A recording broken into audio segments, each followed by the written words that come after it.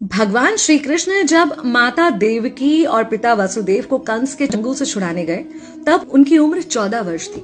उनकी माता ने उनसे पूछा कि बेटा, तुम तो भगवान हो, तो तुम हमें पहले ही कंस के चंगुल से छुड़ा सकते थे, इतनी देर क्यों कर दी? तो कृष्ण जी ने कहा, माता, क्या पिछले जन्म में आपने मुझे 14 वर्ष का वनवास नहीं दिया था? माता हैरान रह गई, बोली, ये क्या कह रहे हैं आप?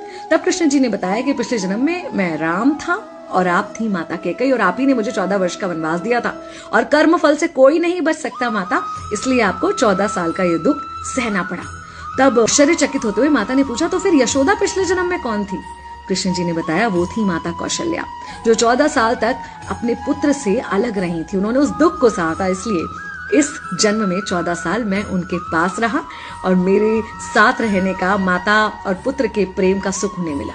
कहने का मतलब यह है कि कर्म फल से ना उस युग में कोई बचा था, ना आज कोई बचेगा। खुद भगवान भी कर्म फल से नहीं बच सकते, इसलिए अपने हर एक कर्म को बहुत सोच समझ कर कीजिए, क्योंकि जिसके भी खिलाफ आप कुछ गलत कर रहे हैं, उससे आपकी शत्रुता कुछ समय या शायद एक जन्म की है, लेकिन उसके साथ कुछ गलत करके आप अपने कई जन्म बिगाड़ सकते हैं।